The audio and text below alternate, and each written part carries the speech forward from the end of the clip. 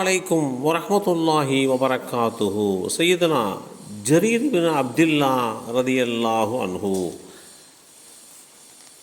நான் இஸ்லாத்தை தழுவியதிலே இருந்து தம் வீட்டுக்குள் வரக்கூடாது என்று நபி ஸல்லல்லாஹு அலைஹி வஸல்லம் அவர்கள் என்னை தடுத்ததில்லை.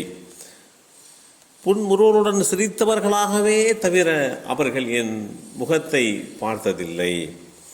இந்த செய்தி ஸஹீஹுல் புகாரியிலே 3035 என்ற எண்ணிலே பதிவு செய்யப்பட்டிருக்கக்கூடிய இந்த செய்தி ஜரீர் பின் அப்துல்லா ரலியல்லாஹு அன்ஹு அவர்கள் மூலமாக அறிவிக்கப்படுகிறது. ஜரீர் பின் அப்துல்லா ரலியல்லாஹு அன்ஹு அவர்களுக்கு பெயரோடு சேர்த்து அல் பஜலி என்றும் அழைக்கப்பட்டது. பஜீலா என்பது யமன் நாட்டில் உள்ள ஒரு கோத்திரம்.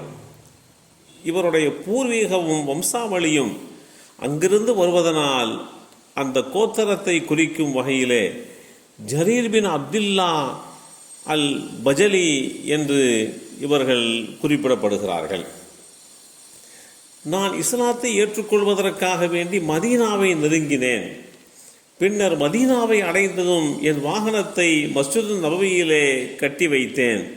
அதற்கு பிறகு என் ஆடைகளை சரி செய்து கொண்டேன். யமன் நாட்டு பிரஜை என்கின்ற அடிப்படையிலே எனக்கென்று இருந்த காப்பு உள்ளிட்ட அணிகலன்களை எல்லாம் அணிந்து கொண்டேன். பிறகு நேராக மஸ்ஜித் நபவிக்குள் நுழைந்தேன். அன்று வெள்ளிக்கிழமை ஜும்ஆ தொழுகை அல்லாஹுடைய தூதர் ஸல்லல்லாஹு அலைஹி வஸல்லம் அவர்கள் ஹுதுபா பேருரை நிகழ்த்தி கொண்டிருந்தார்கள். நான் உள்ளே நுழைந்ததும் அவர்களுக்கும் எல்லோருக்கும் சேர்த்து அஸ்ஸலாமு அலைக்கும் என்று முஹம்மது கூறிவிட்டேன். முஹம்மது கூறிவிட்டு நான் அமர்ந்திருந்தேன். எல்லோரும் என்னையே பார்த்தார்கள்.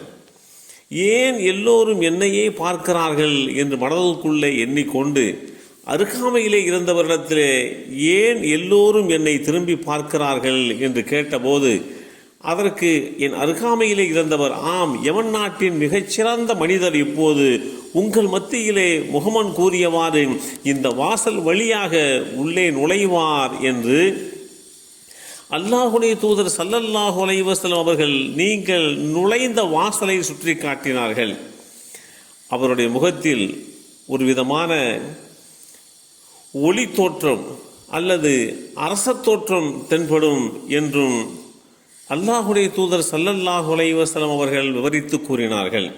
அதனால்தான் எல்லோரும் நீங்கள் வந்ததற்கு பின்பாக உங்களையே பார்க்கிறார்கள் என்று தெளிவுபடுத்தப்பட்டது.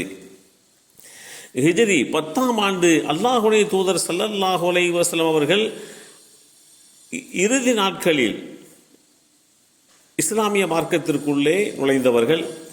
இந்த நிலையில் தான் இவர்கள் இஸ்லாமிய மார்க்கத்திலே இணைந்தார்கள். ஜரீர் பின் அப்துல்லாவோடு சேர்ந்து சுமார் அவருடைய கோத்திரத்தை சேர்ந்த 150 நபர்கள் வந்தார்கள். இந்த 150 நபர்களும் அல்லாஹுடைய தூதர் ஸல்லல்லாஹு அலைஹி வஸல்லம் அவர்களோடு ஜும்ஆவை நிறைவேற்றியதற்கு பின்பாக அனைவருமே அல்லாஹுடைய தூதர் ஸல்லல்லாஹு அலைஹி வஸல்லம் அவர்களை சந்தித்தார்கள். நபி ஸல்லல்லாஹு அலைஹி வஸல்லம் அவர்கள் ஒரு விரிப்பை எடுத்து ஜரீர் பின் அப்துல்லா அவர்களுக்காக வேண்டி விரித்து அதில் உட்கார சொன்னார்கள். காரணம், யமன் நாட்டினுடைய அரச குடும்பத்தை சேர்ந்ததனால் அவருக்கு இத்தகைய மதிப்பு வழங்கப்பட்டது என்கின்ற அடிப்படையிலே அல்லாஹுடைய தூதர் ஸல்லல்லாஹு அலைஹி வஸல்லம் அவர்கள் இப்படி ஜரீர் பின் அப்துல்லா அல் பஜலி அவர்களுக்கு மரியாதை செய்தார்கள். ஜரீர் பின் அப்துல்லா ரலியல்லாஹு அன்ஹு அவர்கள் அல்லாஹுடைய தூதர் ஸல்லல்லாஹு அலைஹி வஸல்லம் அவர்கள் இந்த மண்ணை விட்டு மறைவதற்கு சுமார் 40 நாட்களுக்கு முன்புதான் இஸ்லாத்திலே இணைந்தார்கள். இருந்த போதிலும் காலமெல்லாம் அவர்களுடைய மனதுக்குள்ளே வருத்தத்தை ஏற்படுத்தி கொண்டிருந்த ஒரு சரியான காரியத்துக்கு தீர்வாக இவர்கள் அமைந்தார்கள்.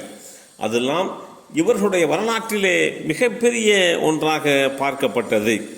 ஹஜ்ஜத்துல் வதாவின் போது அல்லாஹுடைய தூதர் ஸல்லல்லாஹு அலைஹி வஸல்லம் அவர்கள் மக்கள் முன்னிலையிலே பேச முற்பட்ட போது மக்களெல்லாம் ஒருவருக்கொருவர் பேசிக் கொண்டிருந்தனர். அந்த வேளையிலே ஜரீர் இப்னு அப்துல்லா அவர்களை பார்த்து, ஜரீர், மக்களை அமைதிப்படுத்துங்கள், நான் பேச வேண்டும் என்று கூறுங்கள் என்று சொன்னார்கள் என்கின்ற செய்தியையும் நபிமொழி தொகுப்புகள் தெளிவுபடுத்துகிறது. எத்தனையோ பெயர் பெற்ற புகழ்பெற்ற நபித்தோழர்கள் இருந்தும் அத்தகைய வாய்ப்பை ஜரீர் இப்னு அப்துல்லா அவர்களுக்கு அல்லாஹுடைய தூதர் ஸல்லல்லாஹு அலைஹி வஸல்லம் அவர்கள் வழங்கினார்கள். ஃபுராத் நதிக்கரையோரம்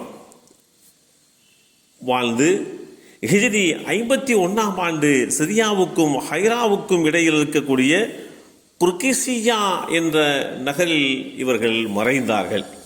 40 நாட்களே அல்லாஹுடைய தூதர் ஸல்லல்லாஹு அலைஹி வஸல்லம் அவர்களோடு இருந்திருந்தாலும் உலக மக்களுடைய நாவுகளிலே எல்லாம் மீண்டும் மீண்டும் பேசுகின்ற வரலாற்றுக்கு சொந்தக்காரர்களாக இவர்கள் ஆகிவிட்டார்கள்.